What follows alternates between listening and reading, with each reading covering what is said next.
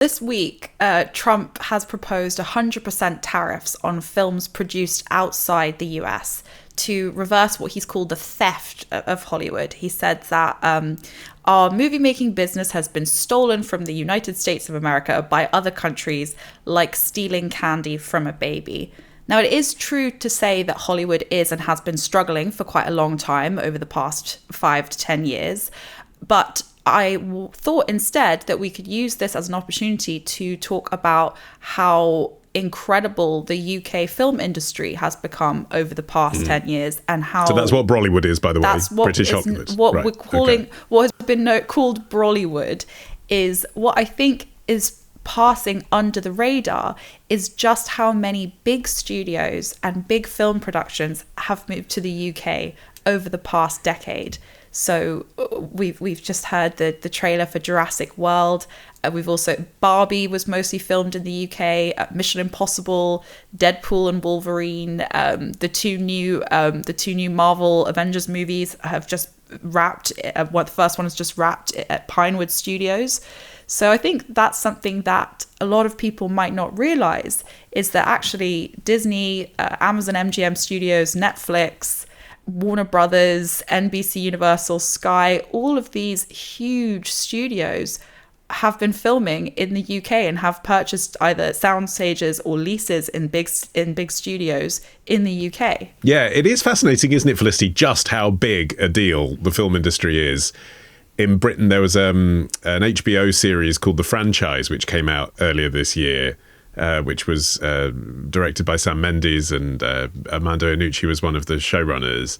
And it was a satire of Hollywood, but it was set in Watford. And I remember watching it and thinking, this is accurate. Like, it's right that you'd have someone like Himesh Patel and Richard E. Grant on set, but I'm not sure Americans who this series is aimed at know that. I don't think they realise that all the big Hollywood blockbusters are filmed basically in Hertfordshire. Yeah, I mean, there are loads of studios across the UK. Crownwork Studios is a £450 million complex in Sunderland. There's Pioneer in Glasgow, Littlewoods in Liverpool, I want to say, so kind of across the map.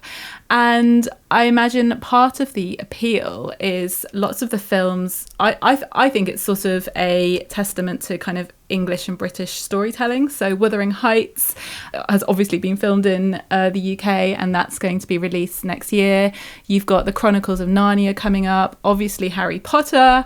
So a lot of them are... Start with books written a long time ago, yeah. Yeah, exactly. In England. Exactly. And I think that's part of the reason why, you know, you're seeing lots of films being made in this country. Also, the fact that we share the same language makes it very, very attractive, as well, of course, of the money, which I'm sure we're going to get onto, and the massive tax credits that you can get. So it actually just makes sense to make them over here.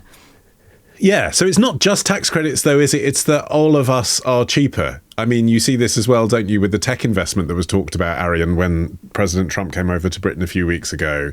One of the reasons that large companies want to invest in Britain isn't just because we make it cheaper for them, it's because our people are educated and cheaper than equivalent educated people in America.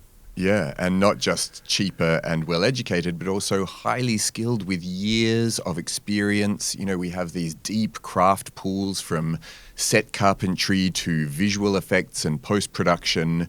And that's really useful to blockbusters that want to use an enormous amount of people in these huge sound stages. But also it is significant, those tax incentives, the UK's package of reliefs, which were recently reformed into the Audio-Visual Expenditure Credit, or AVEC. And it makes it really financially attractive for people to come and shoot in the UK.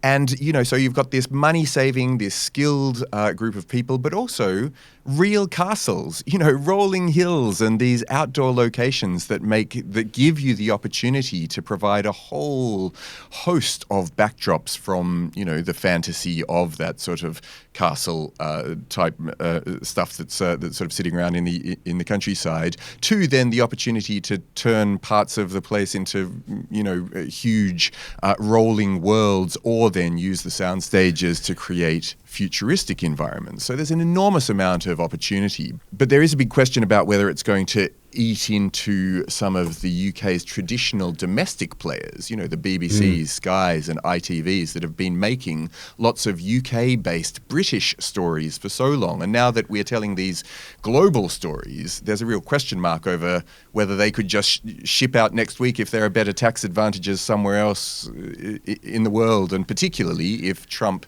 gets his way with this tariff policy. Yeah, I mean, that's maybe not a good news story for the UK, that bit, Harriet. Yes, there's lots of investment. Yes, there's lots of massive international brands that are being made here. But, you know, the kind of telly that people used to make here, kind of mid-ranking, domestic, not too expensive TV, that's just gone. You know, lots of people that I know that work in TV can't get a job. Yeah, although I think we have extensively talked about the challenges to the UK, the homegrown television industry on this podcast. I don't think we need to go into it in too much detail. We are specifically talking about the film industry. But it is true that despite the fact that we've got this massive amount of American and big streamer money kind of flowing into the UK, and these huge studios like Pinewood and Shepperton, they're absolutely enormous. And all of these like Marvel productions coming here, and Greta Gerwig's Chronicles of Narnia coming here, and the Harry Potter TV series, and all of these, like some of these most expensive films that will ever be made, like the 2 Marvel Avengers films, all coming to the UK. It is true that a lot of the highly experienced, skilled crews that we have are not getting enough work, because there's all sorts of reasons that we can go into, but effectively the fact that our labor here is cheaper than it is in the US is because most of them aren't unionized in the same way that they are in the US. Studios also don't need to subsidize workers' medical expenses because we have the NHS, but there's all sorts of factors there. But the UK's film sector still is worth £1.36 billion and employs more than 195,000 people. And as we've talked about, we have this incredibly competitive tax incentive system, which offers massive cost savings on big productions. And let's just be clear, the studios care about their bottom line. They do not care about quintessential British storytelling in the same way as they care about the massive cost savings because of these tax reliefs that are offered for filming in the UK. The problem is that despite the fact that the film industry generates so much money for the UK economy, there are still like a largely freelancer-based workforce that is really struggling to find work, is really worried about the fact that this boom over the past 5 to 10 years looks as though it might be heading towards a bust. And also, Felicity, from the Hollywood perspective, yes, as Harriet says, those studios care about their bottom line, but they also care about their history and tradition. You know, it was a filmmaking town. It was built on movies. If you work for the likes of Warner Brothers or Paramount or Fox or whoever, you know what the history of that is. You probably want to make movies in Hollywood. There's going to be a lot of people welcoming Donald Trump intervening in this way and hoping that some production can come back to America. Do you think it might work? I'm sure that's true, although I wonder, I mean, like Hollywood and California and Trump don't get on particularly well, do they? So I'm sure the kind of like, you know, it feels very Trumpian to bring things back to America and have, you know, supporting American workers. But, you know, there are so many other problems like the writer strikes and I suppose the fires in Hollywood haven't been great. So there's lots, I'm sure they do want to keep filmmaking over there, but it has been beset by so many different problems. And also you have to remember that film studios in this country have a really long history. I grew up in Ealing, home to Ealing Studios, which was founded in 1902 and is the world's oldest continuously working studio facility for film production. Is it still there? I didn't know it was still there. That's embarrassing, isn't it? It's still there. It announced a £20 million expansion plan in 2022. Okay. And it had a hand in Downton Abbey, Darkest Hour. I mean, I grew up watching really old black and white Ealing Studios films like Whiskey Galore, I would recommend. So, you know, I'm just trying to make the point that Ealing can rival Hollywood. But then on the other hand, I mean, Pinewood Studios, it's where Keir Starmer launched his plan for change last year, and he described it as a beacon everyone's to the world favourite thing about Pinewood, that isn't British it? Yeah. Creative brilliance, and the fact that, you know, it's been home to the Bond film since the 1960s, and they announced this massive expansion in 2023 that would have made it the world's biggest studio.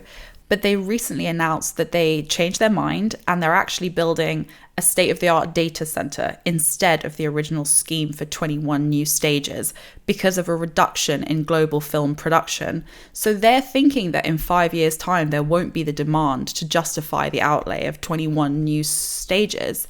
And this is indicative of a wider pattern that basically the UK film industry, and mostly driven by international and US companies, expanded too quickly. And we've now got all of these massive stages all over the UK that have these really humongous leases with big streaming companies, which means that smaller or independent films or British films lack somewhere to film. Even though we have all the studio space, like Pinewood, Elstree, Leavesden and Shepperton, they smaller independent films can't film there because they have these leases with big streaming companies. So unless they shoot entirely on location, small productions have nowhere to shoot. And the work is here, but that means that the highly skilled workforce that we have is starting to demand higher salaries. So that margin that the streaming companies and studios, the money that they were saving on labor is getting smaller. And it won't be long before the tax rebates in Hungary actually increase to make it just as attractive at the UK. I mean, Hungary has already had some substantial productions filmed there, like all the Dune films, for example. So we're going to start losing jobs to places like that. So even though the spend is up, the actual number of shoots is way down. So it kind of looks as though this massive boom, this kind of golden era of Brollywood, could be coming to an end whether or not Trump's proposed tariff takes place.